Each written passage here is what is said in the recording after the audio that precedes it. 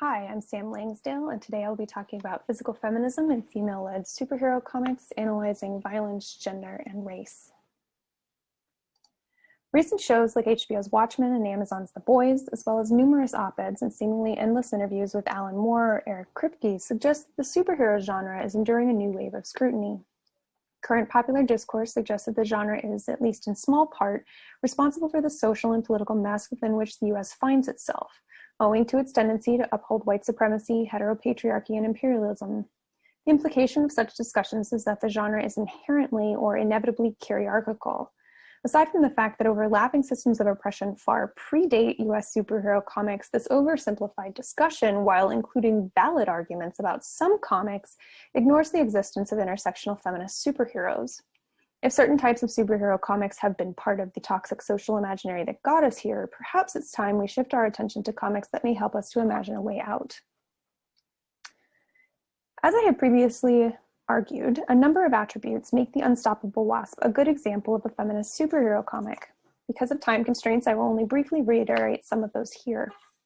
The book centers on Nadia Pym, who, after escaping the Red Room and discovering that her father Hank Pym has died, sets to work on forming a super genius girl group. In its mission and membership, Nadia's team offers a powerful critique of the homogeneity of some superhero teams. By expanding the criteria for superhero teams, GIRL, Genius in Action Research Labs, gathers brilliant young minds historically overlooked on the basis of gender, race, class, sexuality, and disability. Further, the girls differ in their histories, heritages, embodiment, and cultural values, but share acumen for science, technology, and maths. What inspires Nadia to bring them together constitutes one of the most direct critiques of androcentrism in the Marvel Universe. In short, Nadia explains that men like Bruce Banner or Tony Stark, who composed lists of the smartest people in the universe, were using criteria that mirrored their own skill sets, leading them to gather and document other men just like them. Thus, teams of super brilliant heroes were not objectively formed, but done so along the lines of a gender bias. The connection between Nadia, Bobby, and Janet, as well as the rest of the young women of GIRL, is also important to the book as a feminist text. The cooperation and empowerment that occurs between the younger generation of women and their mentors is relatively uncommon in many areas of Western culture. It is significant then that an older generation of superhero women is present and active in The Unstoppable Wasp, and that their relationship with the younger heroes is invigorating and caring for all involved. Like many of Marvel's quote-unquote diversity titles, The Unstoppable Wasp, which began in 2017, was canceled after only 8 issues. However, the book was so meaningful to readers that a campaign was started to purchase the trades and vocalize demand for future issues. Encouraged by writer Jeremy Whitley and editor Alana Smith, readers and fans were so vociferous in their desires to see GIRL continue that Marvel hired Whitley to restart the book in 2018. The books elicited reader involvement even before the initial cancellation, however. Throughout each issue, various pages feature captions with Nadia's science facts. Rather than detailing the fictitious science behind objects like the Tesseract, Nadia's science facts give basic explanations of real-world objects and processes, helping to educate readers in the same STEM areas GIRL is so invested in. From a feminist perspective, this is notable because this kind of content has the potential to disrupt sexist and racist biases about scientists. Finally, one of the most important and feminist features of The Unstoppable Wasp is the depiction of female friendships. The characters who form GIRL do not bond simply because of their shared gender or a common mission, and their relationships are not free of conflict. Instead, the comic depicts friendships that involve change, struggle, vulnerability, self-critique, plurality, multiplicity, and transformation. Similarly, as I've argued previously, IRONHEART, written by Eve Ewing and illustrated by Kevin Labronda, Luciano Vecchio, Jeffo, Matt Milla, and Clayton Cowles, provides another example of a feminist superhero comic. Created by Brian Michael Bendis and Mike Deodato, 15-year-old engineering genius Riri Williams made her first appearance in Invincible Iron Man Volume 2, Number 7 as an aspiring superhero who makes use of her MIT scholarship to begin building her own Iron Man armor. Eventually, with Tony Stark's endorsement, Riri perfects her tech and steps fully into the mantle of Ironheart. Despite diversifying Marvel's cast of superheroes by introducing a young Black woman, early depictions of Riri also entailed a number of intersectional failures related to the character's background, the ways that she was drawn, and in terms of how she was received by readers. However, following a successful fan-led campaign on Twitter combined with a Change.org petition, poet and scholar Eve Ewing was eventually hired by Marvel to write a new solo series. Together with the artists, Ewing created a book that not only mitigated many earlier problems, but that also pushed against norms of the superhero genre in truly progressive ways. Using Arendtian ethics, for example, Ironheart demonstrates that there's nothing about Riri as a young Black woman with violence in her past that makes her inevitably bad. For a character like Riri, who is intelligent, ambitious, and has extraordinary access to technology and thus power, learning to recognize and choose what is morally right is a fraught and sometimes painful process. But her struggle is impactful because it demonstrates that doing good is hard work that requires ongoing self-reflection, scrutiny, and the compassion of a support network. Riri's Arendtian lesson is also important because of the ways it dispels racist stereotypes. One of Ewing's aims was to help Riri, quote, confront and settle her biggest fear, that she is secretly somehow bad or has bad things inside her, end quote. Thus, Riri's ability to determine what is right and to choose to pursue justice upends any misogynoir-fueled narratives about the essence of her character. Riri's relationship to advanced technology also provides a notable example of how Ironheart defies racist norms and stereotypes of Blackness as being antithetical to technology. It does so in at least 3 ways. 1, by virtue of the fact that it was overwhelmingly Black fans on Twitter who drew attention to Eve Ewing as a viable replacement for Bendis, pointing towards what Anna Everett has described as, quote, significant Black techno mastery and new media activism, end quote. 2, by the fact that the book depicts all of the main characters, the majority of which are Black, as having regular access to technology, and a large portion of issues 6 through 12 takes place in the fictionalized African nation Wakanda, disrupting both the stereotype of Black people as technological have-nots and Western assumptions of technological superiority. And of course 3, by affirming Riri's engineering acumen throughout. What I am interested in investigating today is how the use of physical violence fits into the feminist framework of these 2 comics. Depictions of violence in superhero comics are often critiqued for being indicative of the problems outlined in concurrent popular discourse. And as my collaborators, Carolyn and Susan, have suggested, violence which is linked to militarism or which is connected to the transition from girlhood to womanhood may reinforce harmful norms of race, gender, and nationality.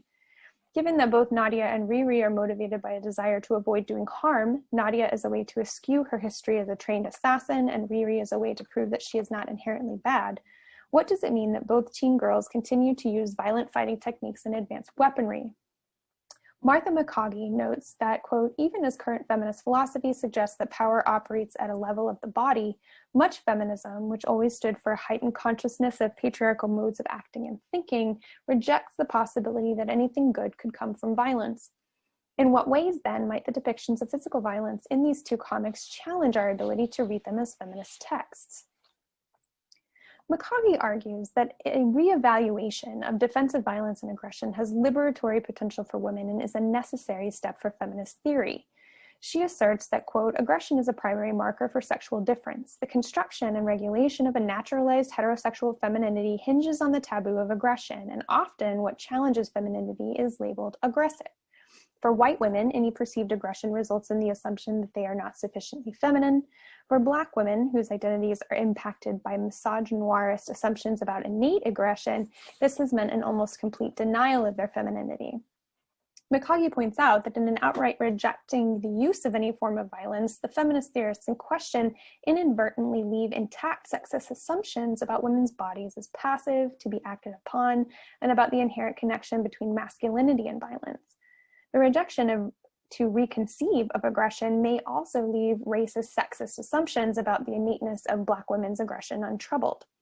Rethinking defensive fighting and aggression can, McCaughey argues, change, quote, what it means to be a woman, and throws open for critique the gender, and I would add, race ideologies to which we have all become more or less habituated, end quote. Throughout both Ironheart and The Unstoppable Wasp, the violence girls use is overwhelmingly defensive. Their use of aggressive fighting techniques begins only after other tactics like humor, dialogue, distraction, and deflection have failed, and the need to protect themselves or others becomes paramount. In issue 4 of The Unstoppable Wasp, Nadia's attempts to talk her nemesis down fail, and the fight that ensues combines detailed illustrations of the damage Nadia inflicts with captions in which she explains her technique. As she explains the theory behind Krav Maga, the type of self-defense she employs, she asserts, quote, the most important thing to remember about Krav Maga is that it's about survival. It's designed to help a woman take down a man twice her size, end quote. Arguably, these types of scenes constitute what Henry Giroux characterized as symbolic violence. That is, a representation that, quote, attempts to combine the visceral with the reflective as a means of incorporating elements of social critique, end quote. In this instance, Nadia's inner monologue makes readers aware of the need for a self-defense system designed specifically to help women escape violence from men, thus acting as a feminist critique. Even their use of advanced weaponry, which admittedly is pretty much all the time, is to defend, disarm, or to slow the advance of their nemesis. Well, mostly, and I'll come back to this. These depictions of young women fighting aggressively to defend themselves, to protect others, and defensively use weapons may be a powerful counter to what McCaughey identifies as the dominant representations in North American film and television, which display and eroticize women's inability to defend themselves. As part of an alternative set of images, which McCaughey says began to emerge in the 1990s, Ironheart and the Unstoppable Wasp may, quote, offer new fantasies of what women can be, which rest on women's abilities to set boundaries, defend themselves, and enter into combat, end quote. Finally, I think the frank way both comics deal with the cost of violence productively disrupts charges about gratuitous or sensationalist violence in superhero comics. In both comics, there are numerous panels showing the injuries each girl sustains and the pain and discomfort that comes from physical altercation. Moreover, both comics take seriously the psychological cost of violence. For Nadia, being raised in the Red Room causes PTSD, and we see how the effects take their toll on her and those close to her. She, like Riri, seeks out therapy to help address the damage done. For Riri, the gun violence that framed her early life poses a challenge to her ability to form healthy, loving relationships, and so she and her mother are shown attending a support group. This type of imagery is particularly important in our white supremacist, heteropatriarchal, ableist culture wherein significant stigma still exists around women, and particularly Black women, seeking care for mental illness. I find McCaughey's analysis a compelling framework for interpreting the depictions of violence in Ironheart and the Unstoppable Wasp. Defensive fighting techniques, aggressive engagement, and the use of weaponry in both comics does not, I would argue, make them untenable as feminist texts. That said, I do have further questions about the depictions of violence that bear scrutiny. In particular, I would like to think through what it means for Nadia, as a white girl, to be portrayed as overwhelmingly playful, sweet, hopeful, and jubilant, even in the midst of combat. Is this combination palatable precisely because she is white? Moreover, I find Riri's use of surveillance technology somewhat troubling, and I wonder if her surreptitious use of it on a friend generates a kind of biopower that may be characterized as social violence. Whatever results these questions elicit, I would still argue that not only do Ironheart and the Unstoppable Wasp prove that there is nothing inherently oppressive about the superhero genre, they may also contribute to fantasies that help us to imagine ways to actively combat oppression. Thank you for your time. Thank you to ICAF, and thank you so much to Susan Kirtley and Carolyn Coca for the opportunity to collaborate.